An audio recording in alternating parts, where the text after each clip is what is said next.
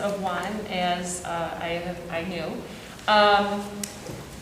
Well, since a lot of us missed it anyways, why don't we do the Pledge of Allegiance again? I pledge allegiance to the flag of the United States of America and to the republic for which it stands, one nation, under God, indivisible, with liberty and justice for all. Okay.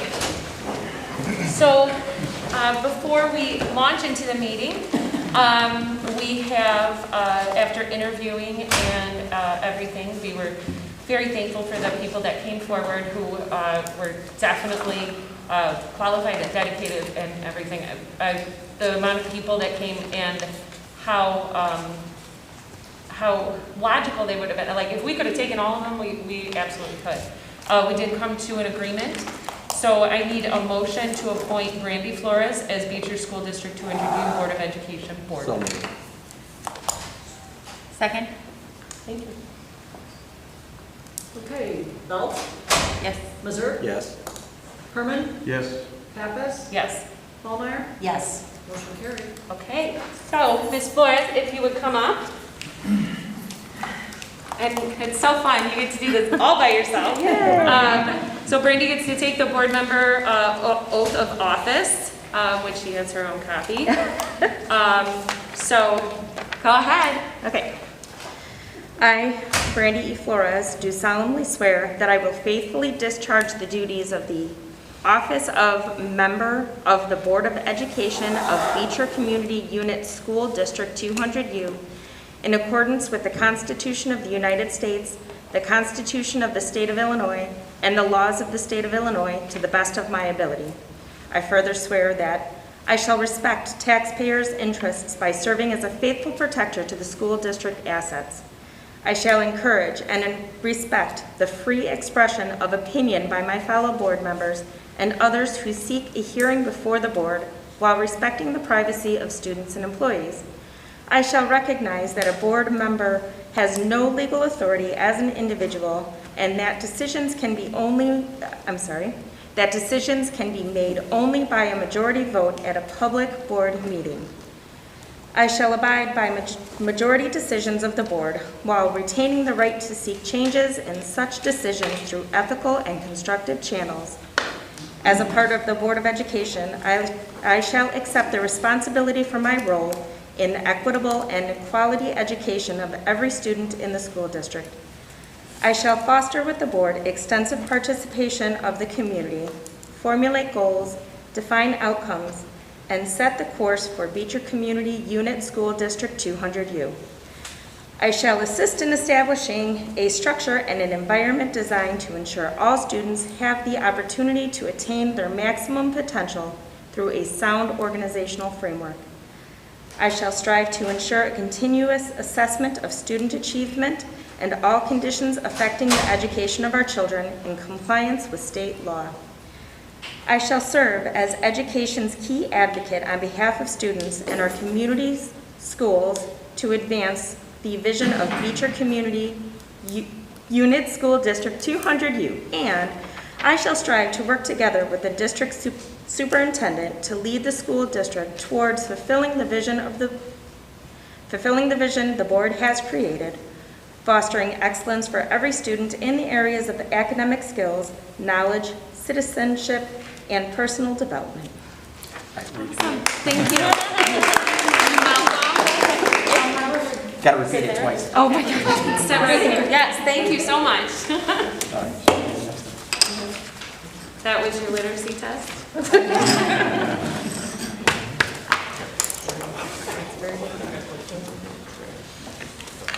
All right, no problem. All right, so moving on, I need a motion to approve the regular board meeting minutes of July 14th, 2021, the Personnel Committee meeting minutes of July 19th, 2021, the Facilities Committee meeting minutes of July 19th, 2021, Special Board meeting minutes of August 4th, 2021, and Finance Committee meeting minutes of August 10th, 2021. So moved. Second. Thank you. Okay, Mazur, Yes. Herman, Yes. Pappas, Yes. Palmer, Yes. Flores, Abstain. Belt. Yes. Motion carried. Thank you. I need a motion to approve executive session personnel committee meeting minutes of July 19th, 2021, and executive session personnel committee meeting minutes of August 4th, 2021. So moved. Second. Thank you. Okay, Herman, Yes. Pappas, Yes. Pallmeyer, Yes. Flores, Abstain. Belt, Yes. Missouri. Yes. Motion carried.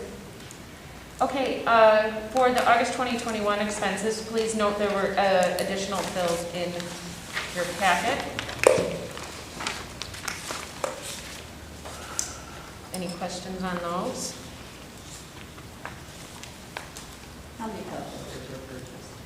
I'm sorry. How many calculators were purchased? How many? I don't know. Oh, I okay. can't tell you. I'm sorry. But that's okay. When we have a meeting, sorry, I don't bring the invoices with That's me. okay, I know. I get it. Okay. What is the X remaining? That's just Kara's, that's okay. her. Oh, okay. Any questions? All right, I need a motion to approve the August 2021 expenses as presented. So moved. Second. Thank you. Okay, Herman, Yes. Pappas, Yes. Pallmeyer, Yes. Flores, Abstain. Belt, Yes. Missouri. Yes. Motion carried. Okay. Mike Peters is in the house. If you would like to present. Sure. The balance in the super now account, of course, community at the end of July was $346,116.39. Outstanding checks totaled $156,559.65. July payroll expense that carried over month end, $5,125.58, leaving the adjusted bank balance at $184,431.16. Lunch program balance $250. Impressed fund balance $47,6285, leaving the total balance at $189,444.01. The investment balances were $12,673,978.28, leaving the balance of all funds as of July month end at $12,863,422.29. July receipts totaled $812,292.28. Expenses were $1,435,645.84. The individual fund balances at month end: education fund, $4,153,146.35. There was an adjustment for our August liability that crossed over month end as well, for TRS of $45,918.23. Building fund balance $2,477,610.43. Bond and interest $1,025,125.12. Transportation fund $1,877,363.14. IMRF $178,727.18. The working cash fund balance $2,554,973.64. Tort fund balance $91,853.84, and life safety $550,540.82. We earned interest in July of $306.53, and there were several distributions from the state. IDEA SOWIG $20,672.03, special ed transportation $57,996.27. Regular transportation, $58,874.45, and driver's ed reimbursement, $2,037.56. And there was one real estate distribution for $566,118.82. Any questions on the treasurer's report? Okay, I need a motion to approve the treasurer's report as presented. So moved. Excuse me, second. Thank you. Okay, Pappas, Yes. Pallmeyer, Yes. Flores, Yes. Belt, Yes. Missouri, Yes. and Herman. Yes. Motion carried. Thanks. Okay, so next would be public comment area, and what I wanted to do first, thankful to somebody in the community, is have Mr. Ihsa, who is our legal advisor for the district, speak about what, as he works with so many schools, what this executive order means, just some of the background on it and how that affects us, okay? Okay, thank you, Ms. Pappas. And, and then I will say, just so that we could keep it as a normal, regular board meeting would, you guys will have your public comment, and then if there's any, like, kind of things to add on, then we'll do so in the superintendent report with Dr. Gaham and Mr. Izzo at that time, just so you know we're not leaving it. Go ahead. Okay. As everyone knows, since the pandemic came about, the governor has been issuing a series of executive orders under his authority under the Emergency Management Agency Act, which gives him time-limited authority. It can only act for 30 days at a time, subject to the legislature's action at any time. And with the, as things were progressing, the governor had started to remove some of the requirements, both in the general sphere and with regard to schools. And we had a series of guidance with regard to returning to school and making sure that all students will be able to receive in-school learning rather than remote learning. But with the increase of incidents due to the Delta variant, he issued a new order on August 4th, where he indicated that the wearing of masks both by students and staff and visitors in the school buildings would be required. And I'll just read the salient part of his August 4th order. All public schools and non-public schools in Illinois serving pre-kindergarten through 12th grade students must follow the joint guidance issued by Illinois State Board of Education and the Illinois Department of Public Health and take proactive measures to ensure the safety of students, staff, and visitors, including, but not limited to, A, requiring the indoor use of face coverings by students, staff, and visitors who are over the age of 2 and able to medically tolerate a face covering, regardless of vaccination status, consistent with the CDC guidance, and B, implementing other layered prevention strategies such as physical distancing, screening testing, ventilation, hand washing, and respiratory etiquette, advising individuals to stay home when sick and get tested, contact tracing in combination with appropriate quarantine and isolation, and cleaning and disinfection. To the greatest extent possible, and taking into consideration factors such as community transmission, vaccination coverage, screening testing, and occurrence of outbreaks consistent with CDC guidelines. And if you notice, the second part about the layered prevention strategies is consistent with the community transmission issues factors. Whereas with regard to the masking, it's a blanket requirement. The only exceptions are children under 2 and those who cannot medically tolerate the face covering. I read this to be an absolute requirement without exceptions and taking away the discretion of any local school districts or any counties to do otherwise. And that's been confirmed. There was a letter from the state superintendent last week that talks about it and says the executive order has the force of law and non-compliance is not an option. That's from Carmen Ayala, the Illinois State Board of State Superintendent. And then from Thomas Bertrand, who's the executive director of the Illinois Association of School Boards, this executive order effectively eclipsed the local authority of school boards to adopt mask optional plans for the upcoming year. Once the executive order issued, it has the effect of law. So it's not just my interpretation, it's the interpretation from these other state officials.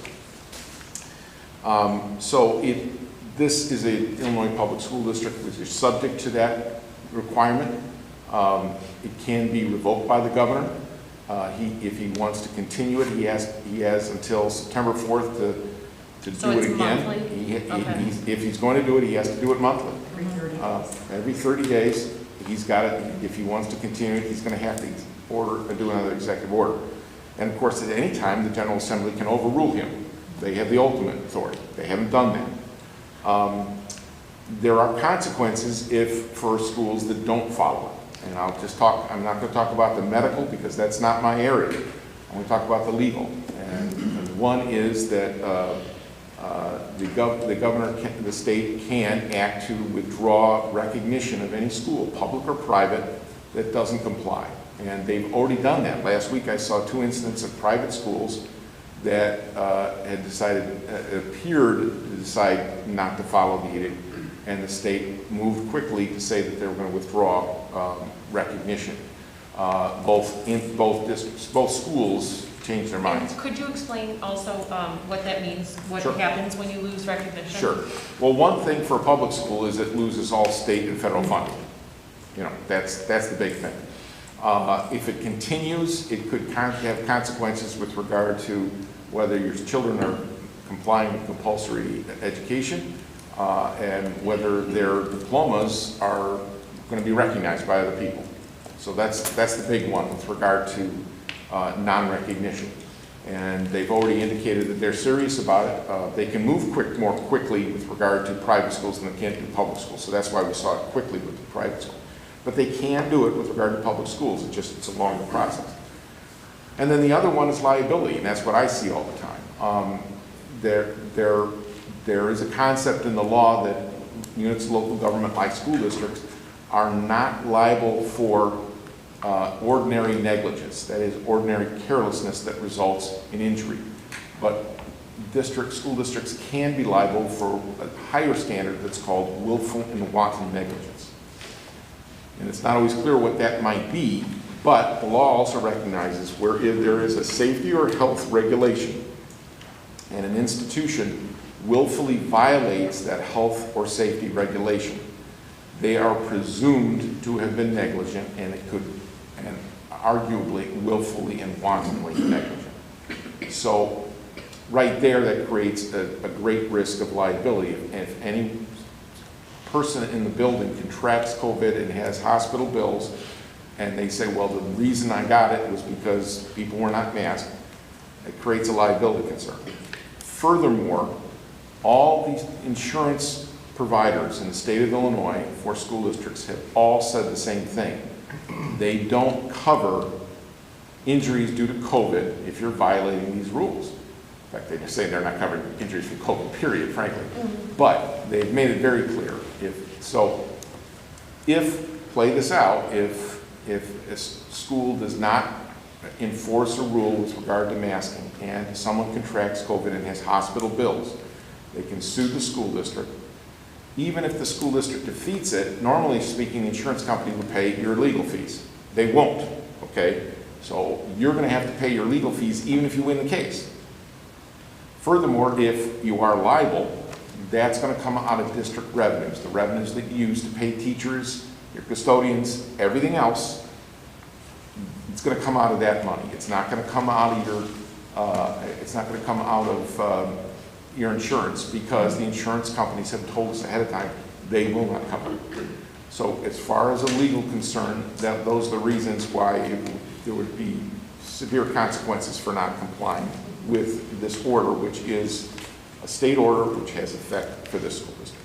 But I would also caution with this, these rules change all the time. COVID is not static.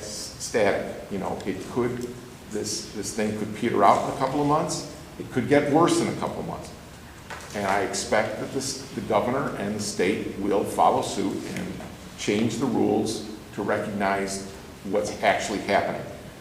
But his decision was to make it a uniform rule rather than community-based, for whether good or ill. That's what we got right now. We've got a rule.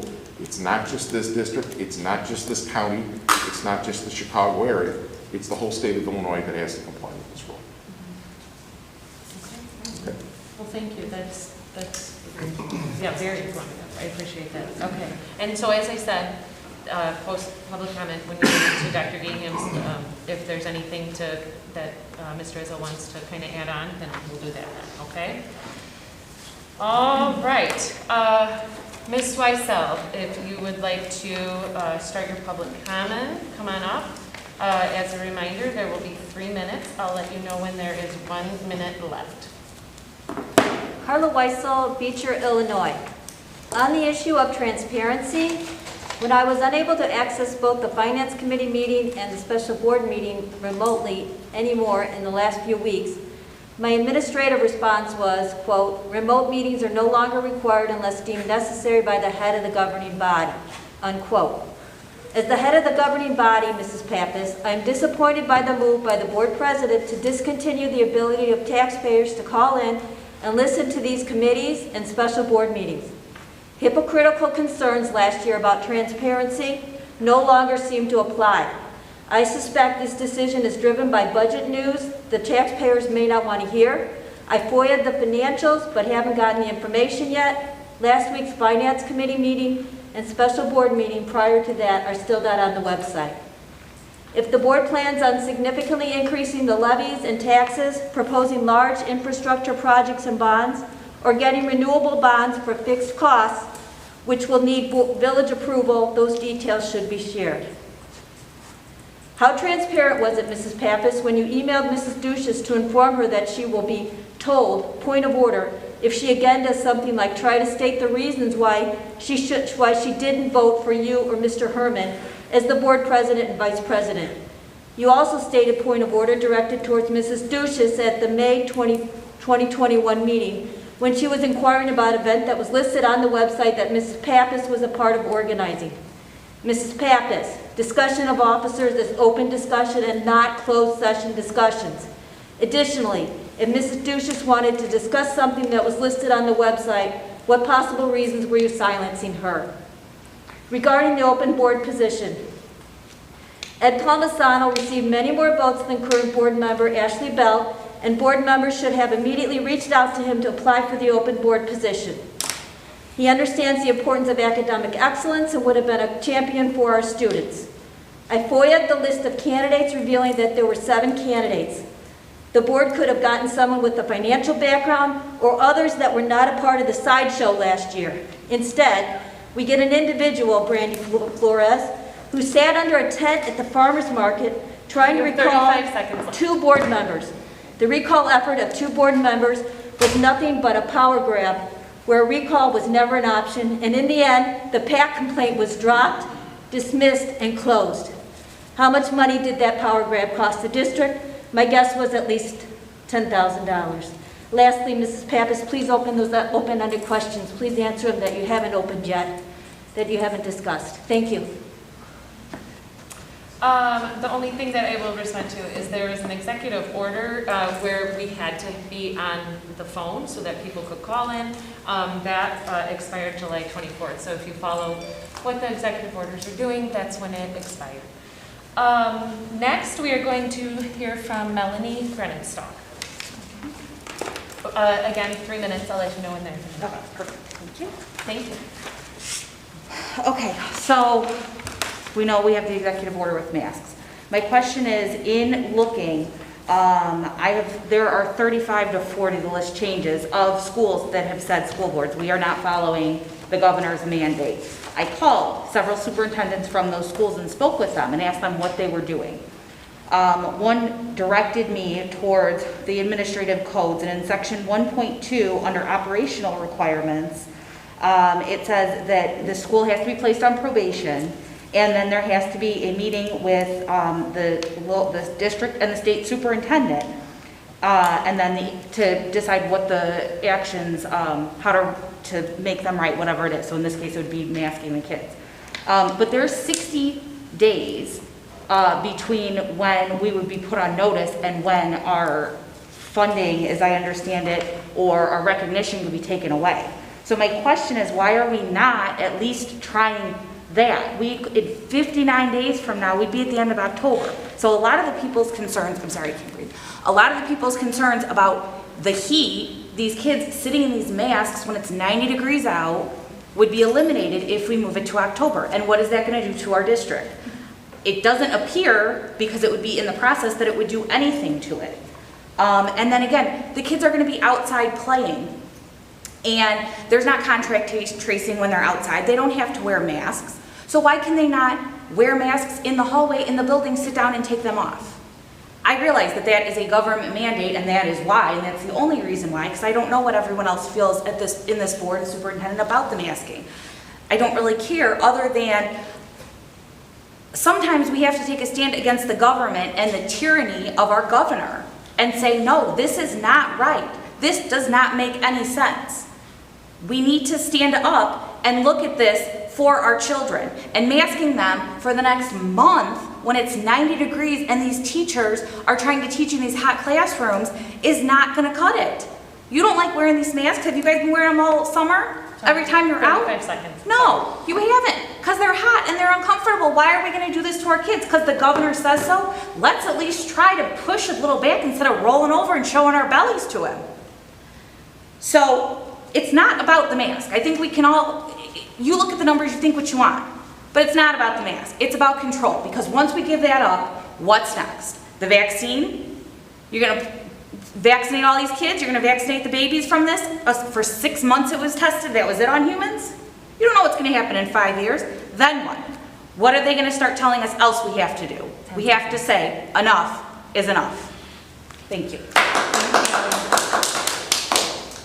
I appreciate that. Like I said, when we get to the next step, we will respond for that. Oh. Okay, it works. I was really done on that. That was it. Look and everything. I'm sorry.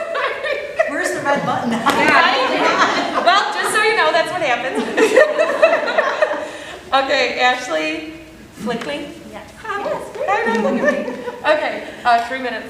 If I'm paying attention, I'll let you know when there's a minute left. All right. I appreciate we had the legal here because I know that answered some of my questions. And I'm not here to debate the efficacy of masks. Like Melanie said, you can take a look at the numbers and think what you want. I'm sure we all have our opinions at this point. However, the amount of time that they spend in them, I personally find appalling. My children will ride the bus, and they'll be subjected to wearing the mask from 7:20 a.m. until 3:30 p.m. And only allowed to take it off during lunch and recess, so that's approximately 7.5 hours a day that they're going to be wearing these masks, and you can't tell me that that's okay.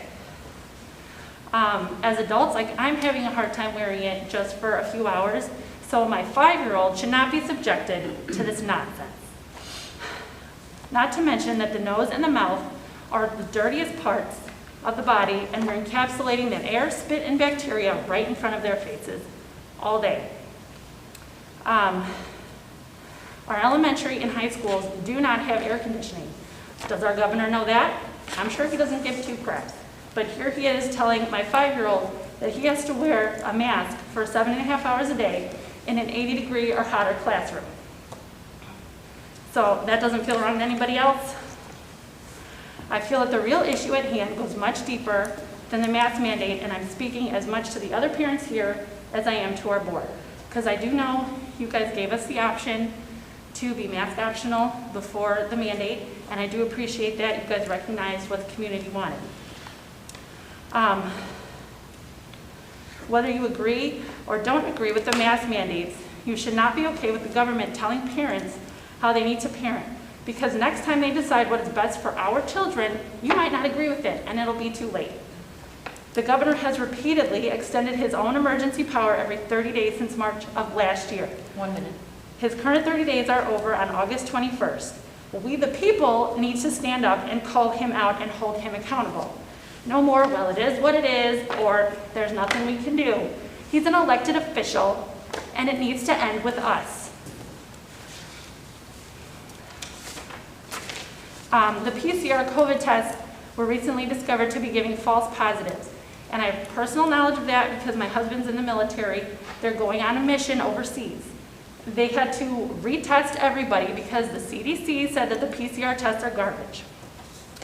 Also, Dr. Zike, the governor's buddy, the Illinois director of Department of Public Health, stated in April of 2020 that the definition of a COVID death is that at the time of the death, the person has a COVID diagnosis.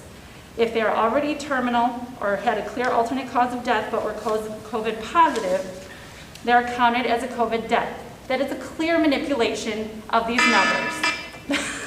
That was typed out. If you could just, Thank you. yes. Thank you so much, Ashley. I'm going to change the sound of the timer for the next time. It is aggressive. Right? It's triggering. It's very triggering. Okay. Again, we will, during Dr. Gaham's talk, we will touch on that again. So I appreciate you speaking. Thank you very much. So John and Jacob Ferrara, I always say it wrong. For real. Ferrar. So, hello all, my name is John Ferrara, it's my son Jacob. I've got 5 children in the Beecher school system. They're all straight A students. Jacob's like, he's way up there, he's way smarter than me. But the reason why we're coming before you, I agree with all these women. And I'm surprised I'm not seeing more parents up here, really. It's saddening. But the real reason why we're here is we'd like to start a wrestling program again. My son did IKWF for many years. My other kids are also interested, including my girls. I would be more than willing to help coach. I know Mr. McNally, and Jacob worked for Mr. McNally all the summer. And he's also willing to throw some money into the program. If a place to be is an issue, I have a pole barn. I'm willing to sacrifice my pole barn to make a place for children to come wrestle. I don't think that should be an option, but the school has definitely enough money and a lot less sports than other schools that I don't think that this should even be an issue. I came here 4 years ago thinking that, you know, Beecher was a great place to put our kids into school, and I was saddened to find out Google said you guys had great reviews, but I was saddened to find out there's no football team, there's no wrestling team. What do we got for the boys? Basketball and soccer, that's it. Baseball. And baseball. Yeah. Track and cross country. So, and you know, he does all of that, but you know, he doesn't play basketball. I never played basketball. Look at me. Do I look like a basketball player? You know, so we would like to start, if we need to get Grant Park involved again and make a co-op, I would like to talk to them and see what we can do with that. But I know a lot of Jacob's friends and my son Joseph, a lot of his friends have shown interest in wrestling. Me being a wrestler in high school was a complete, it helped. 40 seconds. It helped discipline me. I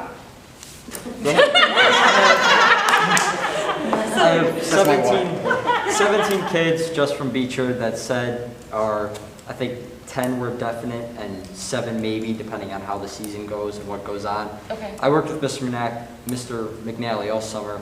He has the mats, he has the singlets. Mm-hmm. He's more than willing to dump money into it. He did it the first time. He said he donated around $9,000.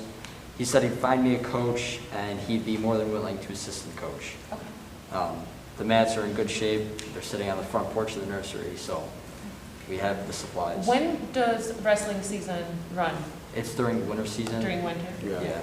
It's usually, I'm not entirely sure how. Typically it starts in the beginning of November, late October, beginning of November. Okay. Okay, then what I want to do is talk to Dr. Gaham. Send Mr. Ogden an email and CC me to it, Jake. Okay, And I'll reach out start talking. to Dr. Palin at Grant Park for you, see if Yeah. we can get a co-op. Okay, I agree.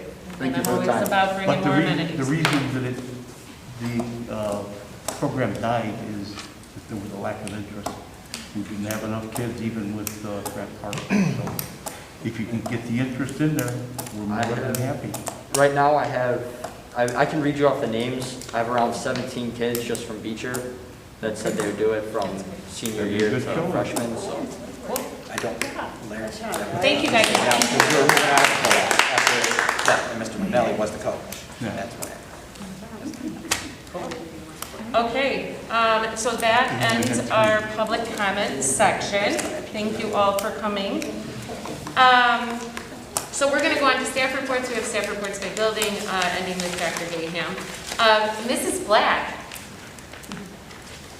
welcome back. Welcome back. I never really left. I mean, you really don't. I just haven't seen you in a couple. A couple of things in my report that I wanted to highlight. One of the things that hopefully will be voted on later in the meeting is a new math intervention that I'm interested in getting in place in our building. We have had the opportunity through our title programming to get some really great reading interventions. But as we are moving to win time this year, where our kids will have 30 minutes of differentiated time in both reading and math, we need a program that's going to help support that math component. So upon talking with Dr. Raham, we have some money with our Ihsa 3 grant to be able to purchase that intervention and then have math intervention building-wide for all the K through 5 students at our school. So, and then the other thing I wanted to talk about, obviously we're really excited for the school year to start. And I had popsicles with the principal today for some of our incoming kindergartners, which I love. They start up, sorry, Dr. Raham. Did he not get a popsicle? No, but I have some in the freezer. And it's really cute. It's really cute because as the kids are coming in, they're nervous and they're shy and they don't even want to say their name. And then we match up their name tags with the colors of their homeroom, so as they're playing, they can see other kids that are in their class. So by the end of the hour or so, almost all of them had found someone who's in their class, and they're a little bit more excited and not as nervous to come to school. So we have that today. And then the other thing I'm really excited about, I know we've talked about one time, but we're also implementing PBIS at our building this year. So PBIS is somewhat similar to RTI, except it's for behavior. So we're really able to focus on positive behaviors in schools, some consistent behavior guidelines all across the school, and really praising and promoting those positive things that are happening in school. Great program. So it was mentioned about having masking breaks at the elementary school. What is the plan and what does that look like? So right now, obviously, when the students are eating lunch, outside at recess, PE, they don't need to wear masks. I am in the process of looking at the schedules because obviously the kids all have to be outside and they have to be, a safe place for them to be outside. So I'm looking at putting a schedule together so that teachers can then sign up for times that might work for them and work in their schedule.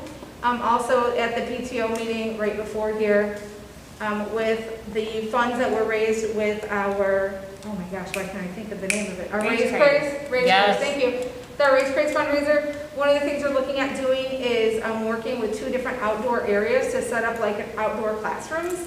So we talked about ordering tables, PTO talked about ordering tables with that money.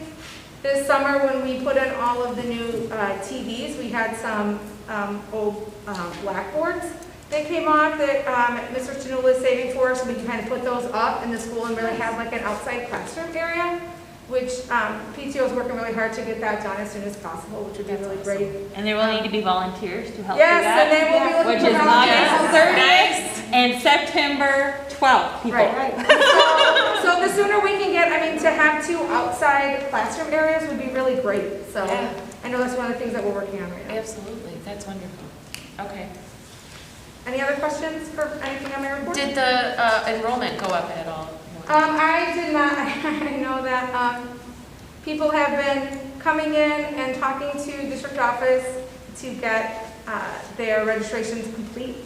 And we had, like I said in my report, we had about 15 students who had started registration but hadn't completed the registration process. And our numbers are going to go down a little bit just because our last class that left was a large class. So last year we had 4th and 5th grade with 4 sections. So, in essence, we had almost a whole extra class to where this year we only have 3 sections of 4th grade and 4 sections of 5th grade. That makes sense. Yep. Okay. Any questions for Mrs. Black? Okay. All right, thank you. Have a great year. Yes. We will.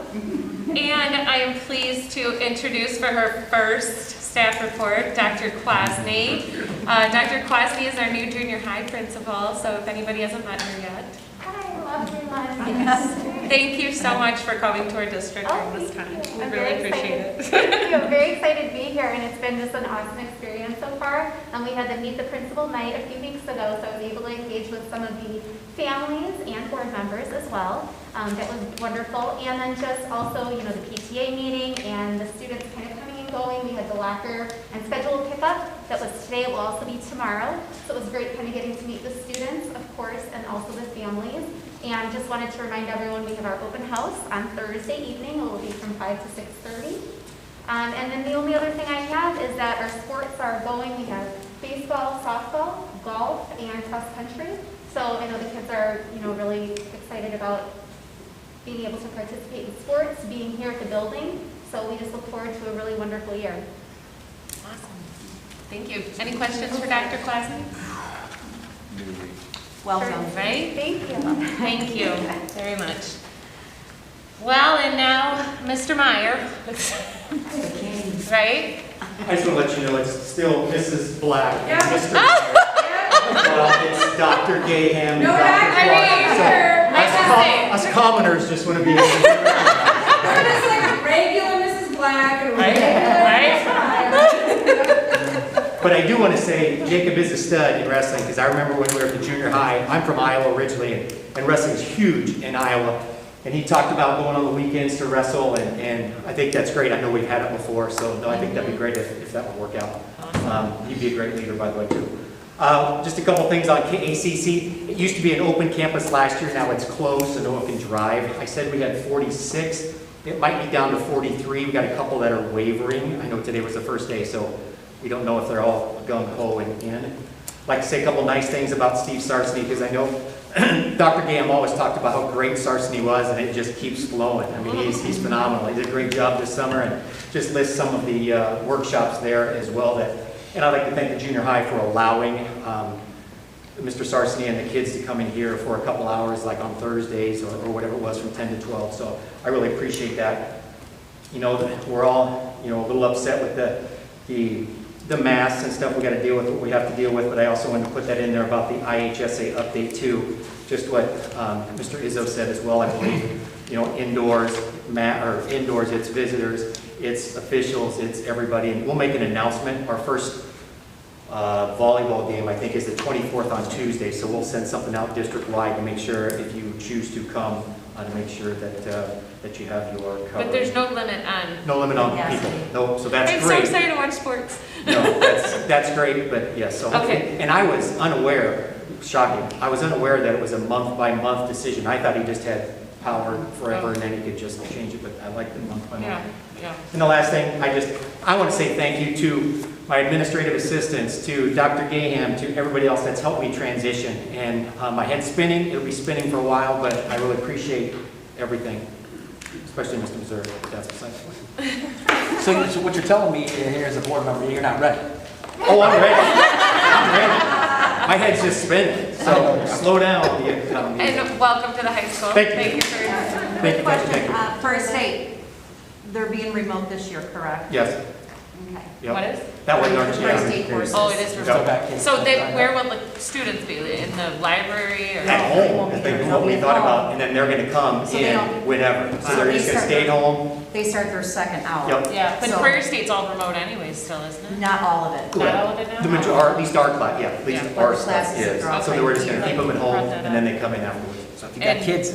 That's temporary? Like, do they say it's going to change? Like, no. It'll be- Nobody knows. It'll be for the first semester. At least first semester, for First sure. semester. Correct. Okay. Correct. So do those kids need to report that on Thursday at 8:05? That's a great question.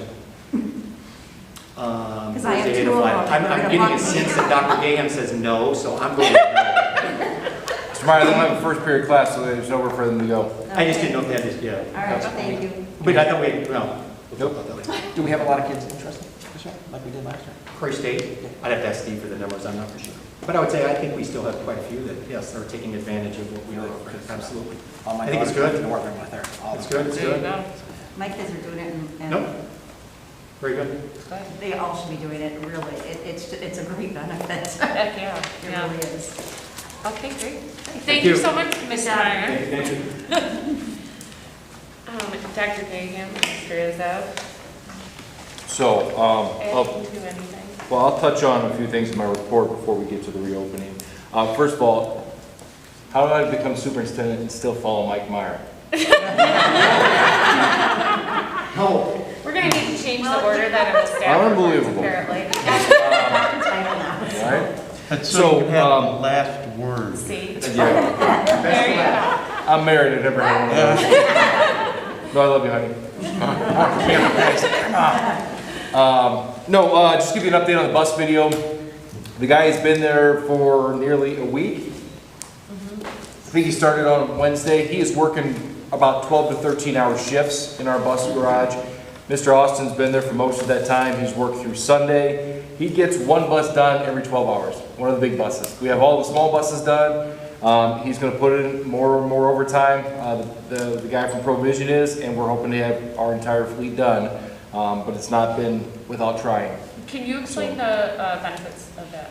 The Provision? Yeah. It's the camera system. Right, I know, but have we fully talked at a regular meeting about it? When you guys approved it, yes. Yeah. Yep. Scott, came and talked to you guys about Sorry. it. No, it's Okay. all right. Download's automatic. I had to go back to work today, I'm just now adulting. Go ahead. So that's all good.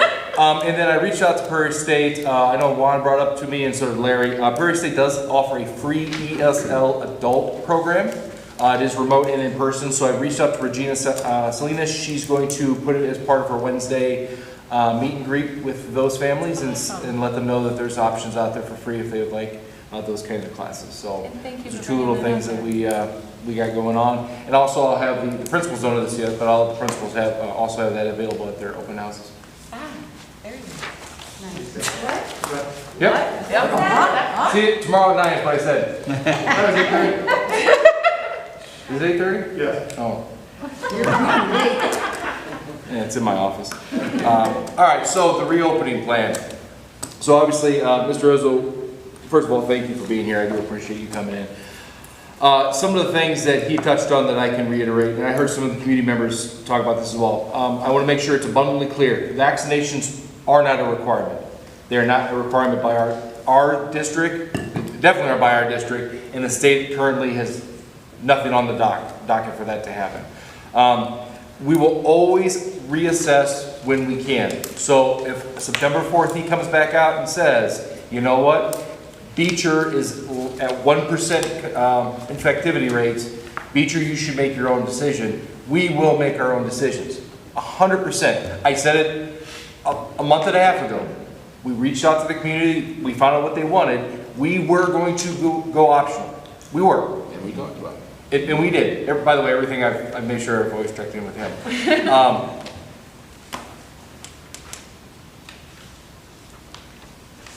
I got the comment from, I'm not sure if Ashley and Melanie said it, that they don't know my politics. You're not going to know my politics, folks. I am apolitical when it comes to this matter. My job is to make sure that you, well, 6, 7, don't get a lawsuit. That our kids, when they're here, get an education the best they can. And I know when I was talking, I think Ms. Brennan, when I was talking on the phone, I said my focus now is 18 months of learning loss and what can I do for kids when they come through our door.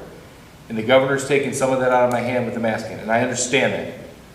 And I'm a believer, whether you're a DeSantis fan or if you're a Pritzker fan, the governor should not be making a statewide mandate. That is, I will tell you, that is my personal opinion. But you also notice that's two different sides of the story. Okay, DeSantis says they're going to pull funding if you require it versus Pritzker. So there's where that's about as political as you'll get out of me for masking. Mr. Meyer touched on IHSA is also another group along with IESB and Dr. Ayala who have said it's mandated. Another thing they will do is when they pull your recognition, they also pull you from IHSA and IESA. So our girls softball team that's going to win a 20th state title would not be recognized anymore, and we would shut down sports. Because other schools have notified me they will not compete with a non-IHSA or IESA recognized team. It violates part of that constitution. Some of the really good things that are come out of this, and I know, and by the way, Ashley, thank you for talking about the efficacy of masking. I want to debate that. I appreciate that. Because, again, I get neighbors who say, follow the science, and I say, what scientist do you want to talk about today? But some of the things that have come out of this, I did a walk around all 3 of our buildings, and if a child is masked in this building, there is not a single room in this building at the junior high that a child will have to be quarantined due to close contact, because if you're wearing a mask it's 3 feet from center of the desk to center of the desk. So every kid who's sitting in a row will not have to quarantine. Now forward to back, we have to do that measurement. We're gonna see if teachers can spread it out a little bit, but they wouldn't have to quarantine. At the elementary, I think that's the only place that actually has pods or groups, and they're at best groups of, there'd be 2 students, right? Would it be? Yeah, because some of them are 4, but because it's only 3 feet, The people on the other side would, like, at the table would necessarily be, it wouldn't be the whole table. So again, my stress is keeping kids in building, and I was looking more, how can we fix the quarantining issue versus the masking issue? And so that's one of the really nice things about a really bad situation. If your child is quarantined, there's 3 options that they will now have to get out of quarantine. The first one is, it's 10 days, you come back. That's what it's always been. It used to be 14, but since the mask is 10. Option 2 is, now these are calendar days, not school days.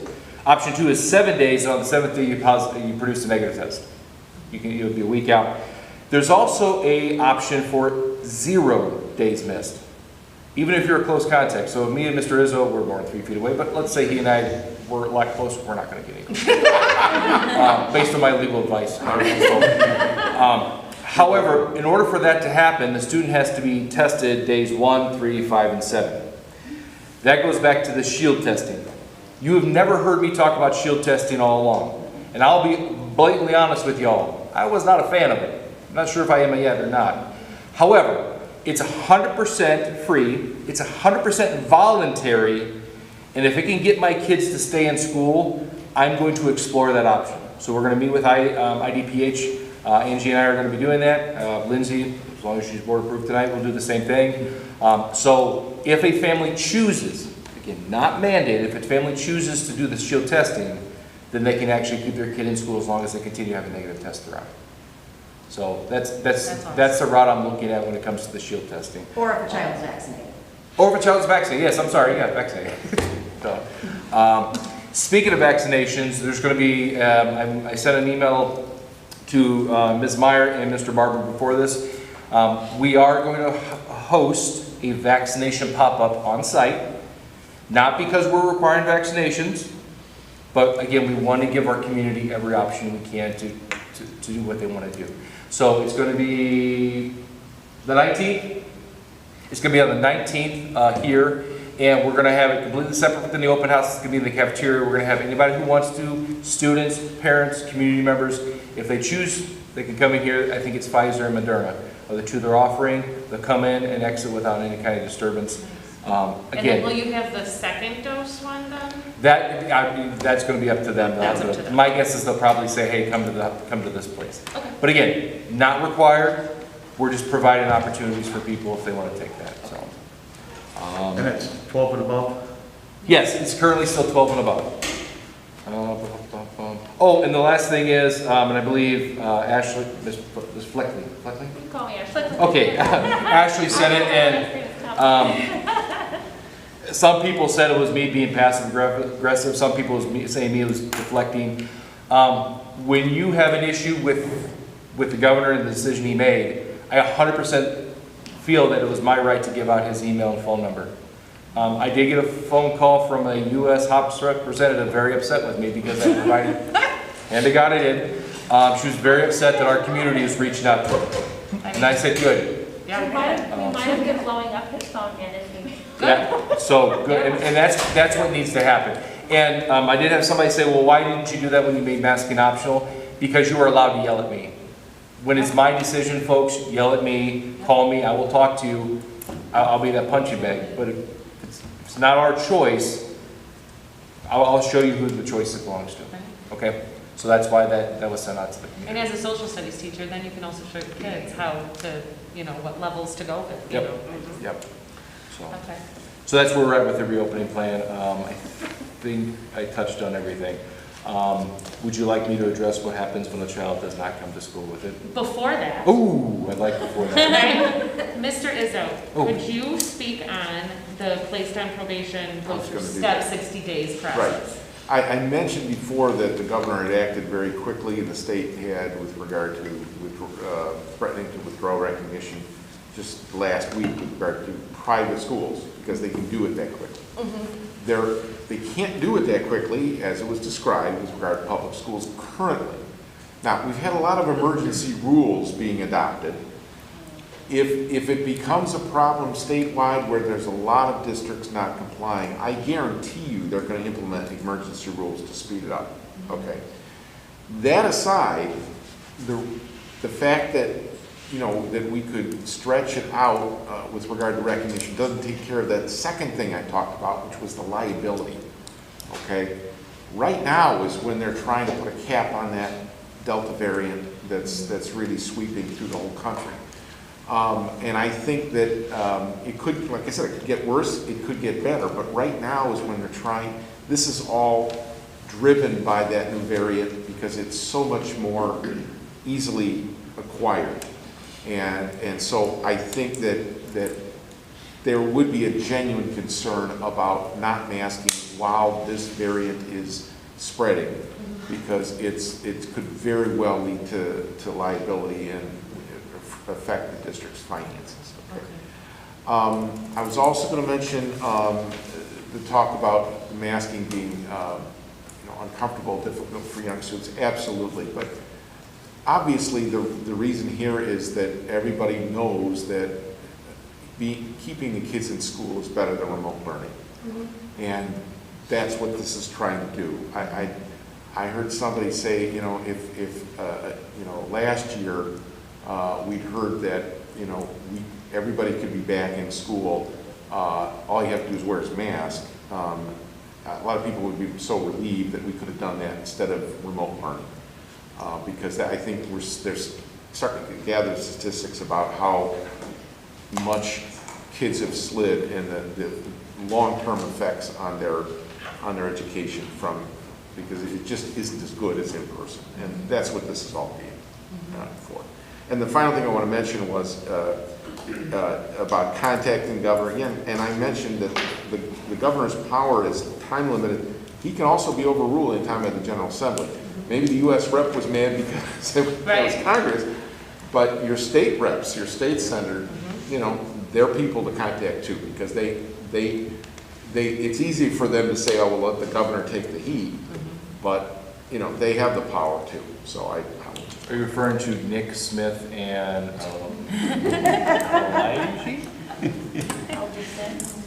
there's the Got it. next Don't worry, we're on it. Nice. On top of it. Yeah, I get robocalls from him all the time, so. There you go. That's right. We'll call you, you can go. Yep. And I just want to say too, I appreciate everybody coming out and saying this, and just for me as board president, I've been researching this, I've been monitoring this. People thankfully are sending me stuff that they've seen and heard and everything. I am not taking this lightly. I mean, I'm in a school too, right? So I know I'm wearing a mask too, and I was so excited not to have to this year. So I'm right there with you, and I'm in an air-conditioned building, so big difference. I just want you guys to know that as I'm monitoring this, as Mr. Ihsa says, things can change. Things can change in a month. I'm really curious how the first 2 weeks of school are going to go. Honestly, like how much pressure is going to be put on if things are taken away. I'm really interested in these 2 weeks. So while this is where it is, because I don't want to jeopardize our district, that doesn't mean that this is it. You know what I mean? So I don't want you to think that we are, I'm not rolling over. I'm very passionate about the fact that I believe this should be a local level decision. But I also need to make sure that I'm being a responsible board member, and that's tough right now, as my kids are wearing masks to go here, So that's what I wanted to say, just that I hear you all, and I appreciate it, and I will continue to research and monitor and everything, and do my best here. So, Mr. Gaynor, then, if you would like to go ahead and... I know it's not going to happen, because we have wonderful students, and people understand what's happening. If a child shows up without a mask, the administration I've already talked to them about it, they'll be asked to put on a mask. If they refuse, the parent will be contacted, they'll be brought in, or the parent will have to take them home. It's going to be an unexcused absence. I don't want to start tacking up suspensions. However, if it's an unexcused absence, the kid's not in school, it kind of defeats the purpose of all of that. So one of the things that they ask, well, how are you going to stop it? Well, you can't get on the bus without a mask, so the bus driver's not going to let you get on the bus without a mask on. If you're in the car ride line, Ms. Black, Mr. Meyer, Mr. Ogden, Ms. Quasny, myself, SRO Beck, whoever's out there is not gonna let your kid get out, let you leave with your kid without a mask. They'll say, all right, we understand, we understand your perspective. Go ahead and take your child home, we'll mark them unexcused. If they're walkers, obviously we'll contact the parents and they might have to walk home. Okay, the purpose of this is not going to be us trying to use your child against you. That is never going to be the intent of anybody in this district. Okay? And I can assure you that Mr. Meyer and Dr. Quasny and Nicole, Ms. Black, whatever her name is, they're going to do what they need to do to make sure that we continue up and running. But you know, like I said, if we have to send your child home because they're not going to wear a mask, there's consequences to actions. And that's the way the world works. Now, if they have a medical... I'm really glad you brought that up. So I did have a doctor's office reach out to me and requested a medical exemption. So I actually conferred with Mr. Ihsa. Again, I make sure the lawyer is always involved in these things. By the way, in 50 days, I've talked to more lawyers than I ever felt I needed to. No offense, John, I really like it. If that doctor is willing to sign off that A, wearing a mask is conducive or is restrictive to the child's health, which is one of the portions on it, and it is more restrictive to their health than the possibility of COVID or any variant, then we would accept the doctor's note saying that, that Janet Pallmeyer cannot wear a mask. It has to be provided to the school's office, and then it becomes part of the child's medical records. And so if Ashley's walking down the hallway with a mask on and sees Janet, why is that? You have no privy to her medical records. And in doing that, the doctor themselves have taken on the liability of saying the reason that child doesn't have a mask is they are medically cleared by a medical doctor. As my daughter will point out, I'm not a doctor. I'm not a real doctor, and I'm not. Michelle is. So that's the one caveat we've provided families. And do the doctors have to state the reason, or can it just be medically excused? If the doctor tells me that child cannot wear a mask for 7 hours, they're the medical professional. I'm not going to pretend that I have any other expertise than that. Okay. But it's not all or nothing necessarily, because it's an accommodation. So what about a face shield, for instance? Okay. Yeah. If a child can sustain a face shield medically, that would be, for instance, an accommodation. Okay, that makes sense. And it's also on that medical thing for the doctors. Exactly. If they may be asked to wear a face shield, if there's anything saying they can't wear a face shield, please also add that as well. And then there's also the desk shields they're saying too. Yeah. Okay. Yep, those desk shields stop COVID. Yep. Absolutely. Mr. Payne, I do have a question in regards to that maybe you can answer for me, or I see the Marla's here too. How are we going about sending out these investigators? And here I'll explain why. I did see that on Facebook today. I didn't comment, but I did see it. How are you guys flagging these people? Because here's the deal. I see an investigator at $40 to $50 an hour, correct? Okay. Yep. It's easy to send a letter to those people, certified, correct? I don't know. Get their signature back. If they don't answer it, then we know they're not there. But we're spending $50 to $100 for every time we go to somebody's house. I want to, first of all, as a board member, I want to know how you flag it. 2, why are we not sending out letters? What was the second We're not sending out certified letters and seeing if they respond to them. Because with a letter, it just says, hey, before your student can be registered, they have to bring this paperwork in. That saves us $50 to $100 for the investigator to go walking around and searching people's houses. I've had it done to me. But I'm just curious how this is being done. And I understand you helped over there, Larry. I understand. But I seriously, I really want to know how this works. So oftentimes mail is sent home by whatever they provide us and is kicked back on a regular basis. So the same piece of mail doesn't have to be certified or non-certified. If somebody doesn't live there, it gets kicked back. So that's step 1. Step 2 is a lot of our secretaries live in the community. They know who actually lives at the house that they're saying. And I hate to be that guy, but people lie for each other. And so as I said in my board report, it's imperative more than ever that we make sure the people who are registered as Beecher students are the family of our Beecher families. That's the parents. Because it's not fair for any of the public members to have to be paying for someone else's education when they're paying very good tax money to make sure their child gets. But what about their taxes? The school knows who's paying taxes from that residence, correct? But you can't. Correct, but it's not. Different, though. It's not carte blanche. Anybody can. If my aunt, uncle, I know Juan has a home. You all have a home here. That doesn't mean that somebody can just simply say, well, I'm going to stay with Ms. Belt. That's not how it works. It has to be, Ms. Belt has to be the custodial parent of that child. Right. But again, you're flagging them on what? By not the mail coming back? Is that what you're flagging them on? That's one of the, there's a lot of things that we flag it on, but yes, that's one of the things. Saving money. It's saving money, it's saving taxpayers. No, absolutely. I'm not doing that. I'm asking how it's flagged. Yeah. I'm asking how it's flagged. One student costs us about $11,000 a year to pay out of district if they don't live in district. Yeah. And if there's those things set, then things need to be followed. The same for anyone, you know. Correct. I mean, we all have to show proof of residency. We sit on a board. But again, I'm asking how it was flagged. That's all I Sure. can do. Okay. Flagged. All right. Any other questions for Dr. Aham about reopening plan, the executive mandate, anything?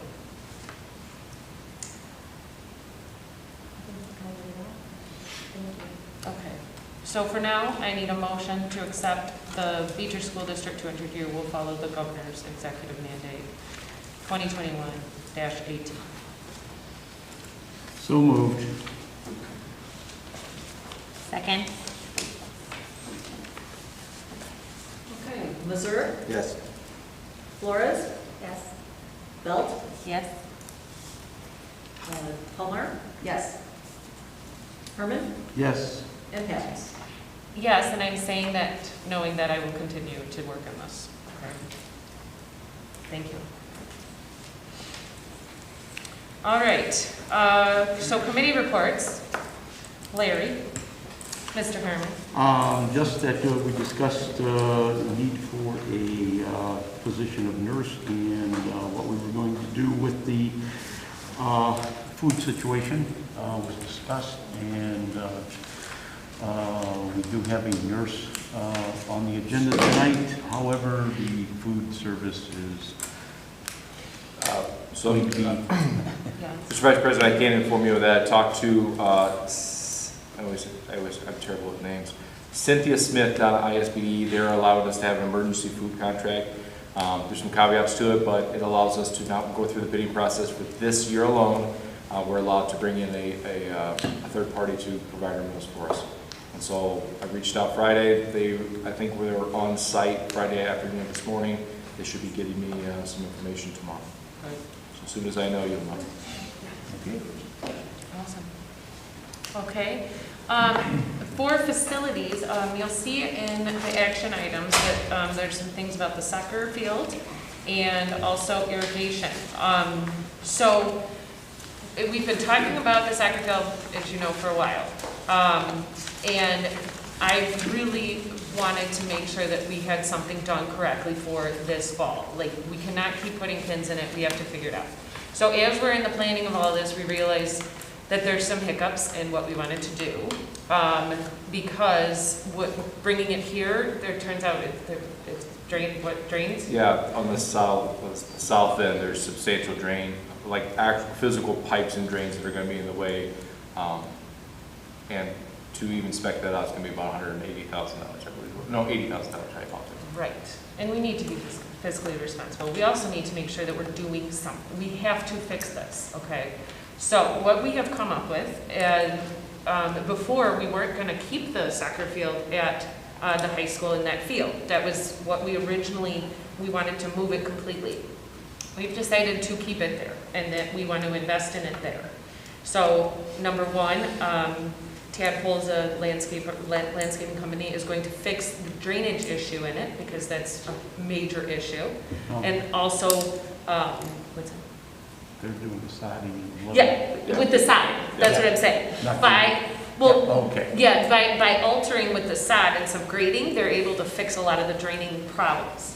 The other thing is, since we want to keep it there, we wanted to get irrigation there, because there's like no water hookup. And if you want a good field, you need to have this there, okay? So what we have come forward with is, I believe, a very cost-effective way to keep this something that will be safe for the kids and usable. So, any questions about any of that? It's in the packet. Okay. And then everything else, this is going to be an exciting month. Now that Ms. Flores is on board here, we're going to be having our board retreat. August 29th, 30th? 30th. The board retreat involves some training for us. It's not like we go, it's done here. Sounds a lot more fun. But so there's training for us, and then we're going to be in an open meeting talking about some strategic plans for the district. So just so you know, keep that up, because I think by 7 o'clock we'll be in open session if you guys want to attend that. Okay? Elementary bathrooms and the facilities. Oh, yeah, and that's going to be coming through too. Do you want to explain that, Mr. Gahan? Yeah, so last year, if you remember, you guys were with Mr. Cox in terms of at the elementary, there's the EC kindergarten rooms. Yeah. Right now, having little kids like that go as far as they have to go to get to the bathroom is a little bit ridiculous. So at the facilities meeting, I talked to you guys about it. I reached out to BLDD. He said it's not as expensive as we thought. It's not going to be $100,000. He goes, you're looking a lot less than that. We have the ESSER 3 money that we can put towards that because it's a permanent fixture. And so as you guys asked me to do, I actually reached out to Mr. Ritz, part of BLDD. He found a subcontracting architect firm for $3,000 less and just handed it off to them. He trusts them. That's the Bright Architecture? Bright Architecture? Yeah, Bright Architecture. Check that. No, I had to change path on how I'm paying for that. That is going to come out of the grant matching that the state of Illinois is doing. Oh, so if the project's less than $50,000, they will match you dollar for dollar on a permanent fixture. Great. So I apologize. You cannot use ESSER 3 to compensate for your side of it, but we have other things that we can spend that money on, I promise you. Great. Okay, any questions about that? As you guys remember, Ms. Easterfeld came and talked about that too. Okay, finance, Ms. Janet. Yes, we had our meeting on August 10th, and basically it was just to have our July 2021 through June 30th, 2022 finance posted on the website, because we have to have it posted a minimum of 30 days before we conclude it in September. We're going to go into more details on September 7th at 4:30. You guys have a copy of it. If you have any questions, which I know I do, you can go ahead and email Dr. Gahan and copy me on it. Okay. Let me? Okay. Okay. And we can go into more detail, and we can also talk about this then also at our board retreat. Yes, Ron? Your meetings are at 3:30. I think that many of the district residents, people that work, can't make 3:30. I do, I'll say it here, since I can listen to the meetings, but Right. when I have a question, I can't, because that's it. But when you're looking at a budget of deficit, we could see it's going to be $1 million, and when I see deficit reduction plan is not required at this time, I mean, as anybody that's fiscal, that knows that we have a deficit, how are we addressing that deficit? I understand you said we're going to go back in on September 7th, but when I don't see a thing saying a deficit reduction plan is not required at this time, I hope that changes. Well, that's why we're going to go into more detail on the 7th. Okay, because it's in the report, and Ms. Belt had brought it up with me here, and I just see that there's no reduction at this time. That to me, I've been on the board 6 years. I've never seen us work in a negative. You're not the only one that has thought that. Gotcha. But if you could just try to move up the time. Well, it was, we had to get that time in right away, but the meeting is going to be at 4:30, so guaranteed they're not going to be that earlier anymore. Okay. All right. So Ashley, would you like to share on your new representation that you've taken on? The CARS board. Exactly. That I thought was just a meeting, but no, it's another board. I really appreciate you doing this. I was not aware that you needed to. I'm like, I can go to 4 meetings, and I show up and they're like, here's your board packet. I'm like, what? Yeah. Sorry, that was not. Yeah. But for KACC, they're looking to add, and I know Dr. Gaham and the firefighters of Beecher are in support of them adding an EMTB class. So they come out with that licensure. Wow. They're not looking to add it probably next year. Like we'll have to vote to give them more money and stuff, but that was what most of the meeting was. It was their budget, and they're looking to add that program to make sure that they can come out, when they go through KACC, they can come out with more licensures. Because you can also use the EMTB for nursing. And that's like you guys were talking about Prairie State, how that's really good that the kids can go into that and they can come out with kind of their associates. But I feel like KACC kind of gets pushed to the side when there's lots of kids that college is not in the cards for them.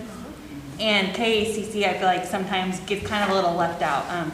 It does give them job training, and even if they do end up going to college, it also, if they have their EMT, they can also, I think it was Illinois, they have like a team where they can do a work study and they can get paid while they're on campus in college because they have that certification. There's other jobs they have too. So even if they do go to college, they could still come out with a certificate to be able to work right away that summer or work while they're still doing college too. Not just, I feel like getting the dual credit is really good for Prairie State too, but it also does fast forward your child having to decide what they want to do with the rest of their life when they come out of high school. Because if you can come out of high school with an associate's degree, that means you need to know when you're out of high school what you want to do. That's a lot of pressure for I graduated at 17, a 17-year-old kid. So it was just that, we meet 4 times a year. Also, like I said, since we're on the board, we kind of help decide what programs there are. So if there are people or kids in the community, like I said, the EMTB is something they want to add and bring back. If there's other programs like that, we could look at adding that if there's interest from the community or the children that it doesn't offer. Cool. Yeah. Okay. Thank you. With the Prairie State courses, you do not come out with an associate's degree when you graduate high school. 24. You come out with 24 credit hours. And if you go to in-state school, they take them all. Yeah. So just to be clear, So like it's 6 hours per semester. Yeah. So if they do the program junior and senior years, it's 24 credit hours. So they're just shy of ending their freshman year. Yeah. And we've had people who have gone through KACC and they were like right before their nursing degree, right? Yeah. What did they get? They got their associates. Yeah, they got their associates, which is Cool. awesome. I love them There having you a job go. walking around the door from KCC. Okay. All right, so moving on to new business, I need a motion to accept the resignation of high school student council sponsor Kristen Payne. So moved. Do I have a second? Second. Thank you. Okay, Flores? Yes. Belt? Yes. Berserk? Yes. Herman? Yes. Pappas? Yes. Palmer? Yes. Motion carried. Okay, I need a motion to accept the resignation of high school assistant volleyball coach Riley Fowler. Second.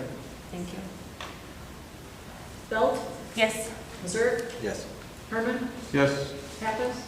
Yes. Palmer? Yes. Flores? Yes. Motion carried. I need a motion to accept the resignation of junior high cheerleading coach Kendra Hewitt.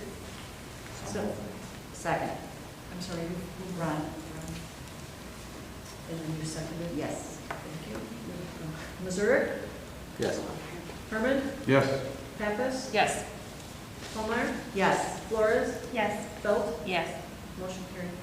I need a motion to accept the resignation of junior high assistant girls basketball coach Adam Schwarzentraub. So moved. Second. I know they do. Herman? Yes. Pappas? Yes. Palmer? Yes. Flores? Yes. Belt? Yes. Berserk? Yes. Motion carried. I need a motion to accept the resignation of teacher Marianne Borkenhagen. That was a fun name to say. You said it again. Pardon? Yes. So moved. Like that. Second. So sorry. Thank you. Herman, Yes. Pappas, Yes. Palmer, Yes. Flores, Yes. Belt, Yes. Mazer, Yes. motion carried. I need a motion to accept employment of teacher Daniel Harrigan. So moved. Second. Pappas, Yes. Palmer, Yes. Flores, Yes. Belt, Yes. Mazer, Yes. Herman, Yes. motion carried. I need a motion to accept the employment of district school nurse Lindsay Kokos. So moved. Second. Thank you. Okay, Palmer, Yes. Flores, Yes. Belt, Yes. Mazer, Yes. Herman, Yes. Pappas, Yes. motion carried. I need a motion to accept the employment of high school assistant volleyball coach John Heron. So moved. Second. Thank you. Flores, Yes. Belt, Yes. Mazer, Yes. Herman, Yes. Pappas, Yes. Palmer, Yes. motion carried. I need a motion to accept the employment of high school boys soccer assistant co-coach Hannah Giroux. So moved. Second. Belt, Yes. Mazer, Yes. Herman, Yes. Pappas, Yes. Palmer, Yes. Flores, Yes. motion carried.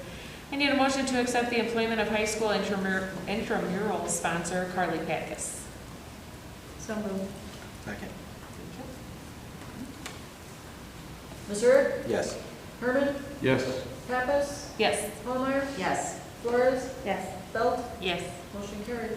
And I can't believe it's time for this. I need I need a motion to accept the retirement of teacher Melissa Ohlendorf at the end of 2023-2024 school year. So moved. Second. Thank you. Herman, Yes. Pappas, Yes. Palmer, Yes. Flores, Yes. Belt, Yes. Mazer, Yes. motion carried. And I need a motion to approve the quote from Tadpole's Aquascapes and Landscaping of Beecher, Illinois in the amount of $24,590 to level and sod the high school soccer field. So moved. Second. Thank you. Herman, Yes. Pappas, Yes. Palmer, Yes. Flores, Yes. Belt, Yes. Mazer, Yes. motion carried. Thank you. I need a motion to approve the quote from Andrew McCann of East Hazel Crest, Illinois in the amount of $18,833 to install a sprinkler system to the high school soccer field. What company is this for? It's who currently holds our, all our other sprinkler systems. Baseball and The baseball and softball field, same company. All right, Yep. and so guaranteed and come out fixed and, Yep, they're already out here anyways, so, yep. okay. I'll make a motion. Okay, Second. thank you. Pappas, Yes. Palmer, Yes. Flores, Yes. Belt, Yes. Mazer, Yes. and Herman, Yes. motion carried. I need a motion to approve the quote for professional services of Bright Architecture of Kankakee, Illinois in the amount of $16,900 for elementary bathrooms. So moved. Second. Okay, Palmer, Yes. Flores, Yes. Belt, Yes. Mazer, Yes. Herman, Yes. Pappas, Yes. motion carried. I need a motion to approve the quote for an elementary math program, Number Worlds from McGraw-Hill of Columbus, Ohio, in the amount of $11,545.70. So moved. Second. Roll call. Flores, Yes. Belt, Yes. Mazer, Yes. Herman, Yes. Pappas, Yes. Palmer, Yes. motion carried. I need a motion to approve the emergency food contract as presented. So moved. There's not one presented. There's not one, just. It's Yeah, he doesn't have it yet. Correct. And put it on as hoping Oh, so we Hoping can he would move get on, it, but but he didn't. So, do you But- need an approval to move? it's an emergency Forward. situation, so, I mean, Okay. you're welcome to make a It's motion to on say the, it's on that, the agenda. Yeah, okay, just so Motion to we accept talked it. about it. but you don't, I mean, even though it's on the agenda, you don't have to make a motion. Motion to approve. Say what? Motion to approve, whatever you Believe. We have to have food, I mean. Yes, let's hope so. It will be on the 30th. Thank I'll you. put it as part of the open session on the 30th. Okay, this is committee of the whole, thoughts. Does anybody have any thoughts they want to share about subcommittees versus committee of the whole? One thing I've noticed since I've been on the board, I went to every committee meeting, and if I'm not a part of it, I've pretty much had to sub for every single one of them.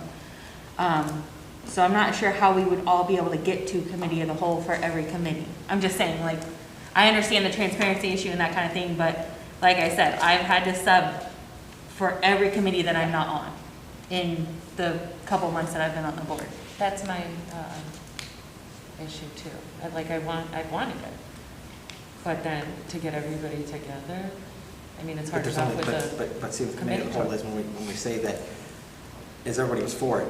Now, again, it was for it again, and now we're back at square root one where nobody wants to do it. But there's only 3 board members that can even bring anything out of that committee. For sure. And so everybody those doesn't people have to to. meet anyways. So you guys just had 5 at the last time. Okay. So, you know, if Larry's on personnel, Larry, who else is on personnel? I don't remember. Where they go. They're there. It doesn't matter if the other ones show. They're still there as long as they have a seat at the table. Because they're not the ones bringing it out. It's the I agree. committee. Okay, I like Board that. members should have a seat at the table, whether they're on a committee or not. Correct. So But is that, would we have to have a quorum then? Would we have to have 4 at every meeting? Yeah, No, that's not, okay. that's not a quorum, that's not considered a quorum. Just making sure, because if Right. we're having problems I getting understand. 3, we're not gonna be able to get 4. And a lot of times too, they'll have meetings like back to back. So, I know.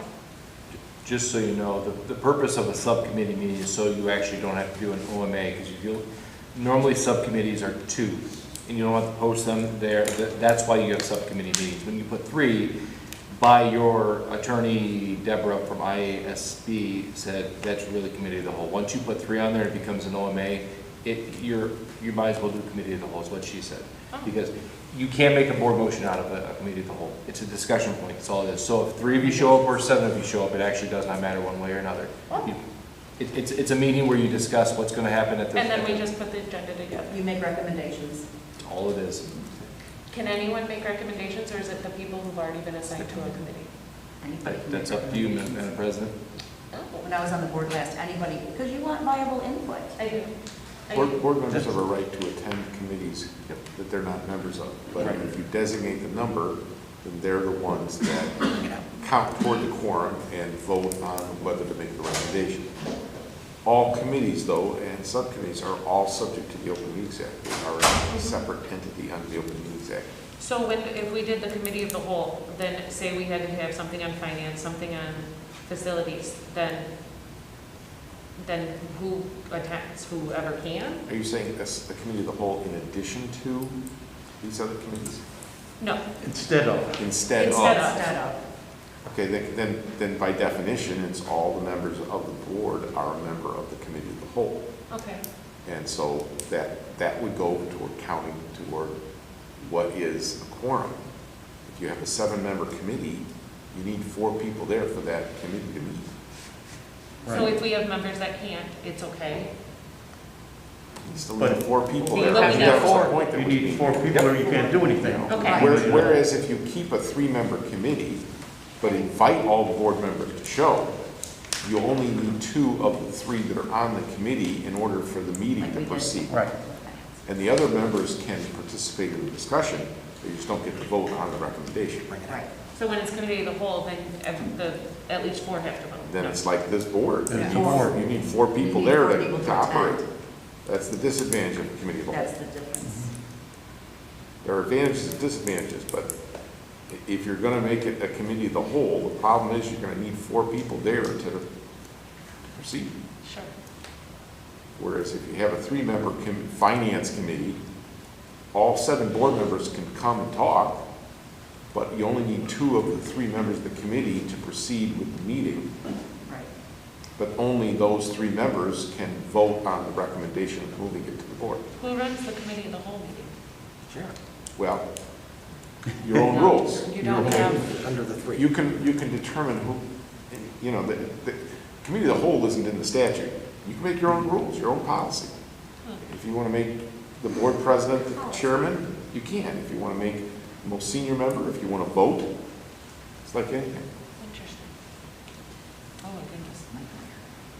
I don't know. Now that he put it that way, we're probably better off just leaving it in committees. That's It gives my you opinion. more leeway and flexibility, yeah. If I can make it, great. If I can't, then give me,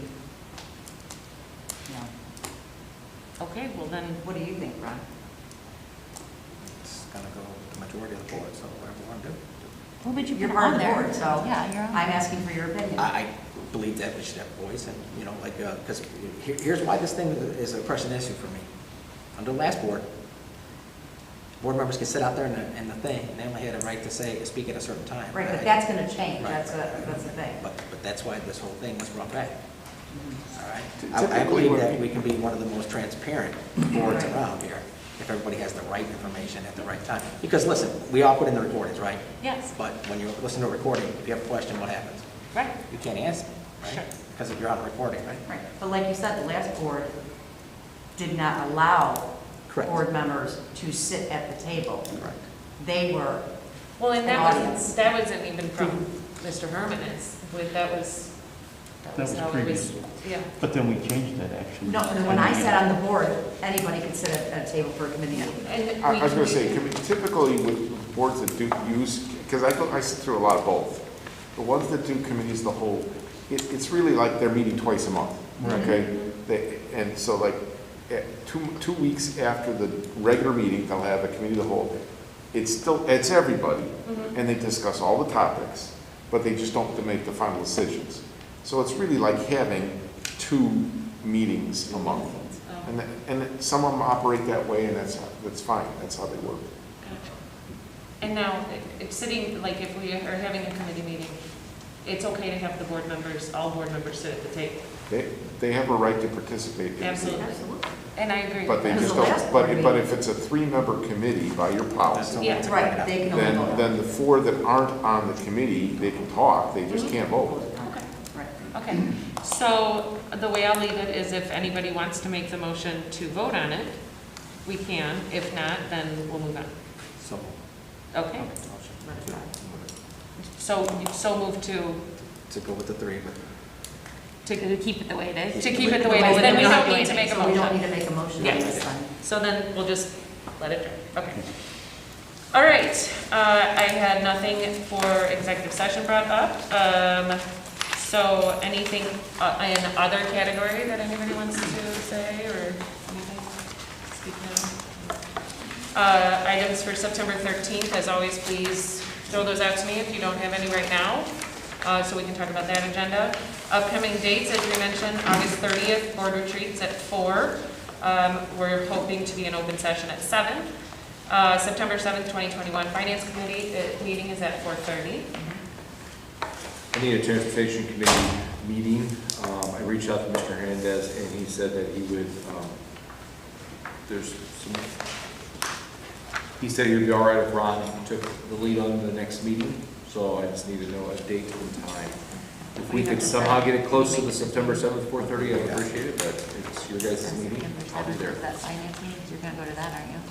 I gotta double check that. Finance is September 7th at 4:30. Well, how pressing is it, Mr. Gahan? There's something that's coming down the pipeline that could save a substantial amount of money that I want to get in front of you guys ASAP.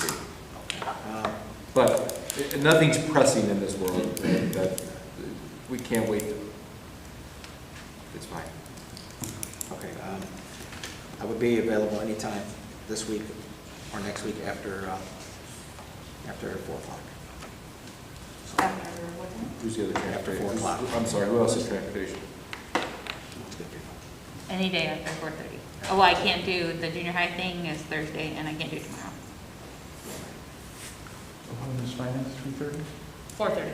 4:30. 4:30 on the 7th. But it's weeks away. I mean, if you want this like Yeah, you next want week. this quick. or this week. I mean, it doesn't have to be next week, I mean, because anything we decide can be done until next board meeting. anyway. Sounds exciting, though. As long as it's before the next board meeting, we're fine. All right, Let me I'll say it that way. send you that. I'll get with Ashley and Okay. then we'll just get somebody else if you want. It's not in there. Yeah, I can do an alternate, yeah, absolutely. Alrighty, I just need a motion to adjourn. Is there a second? Second. All in favor? Aye. Aye.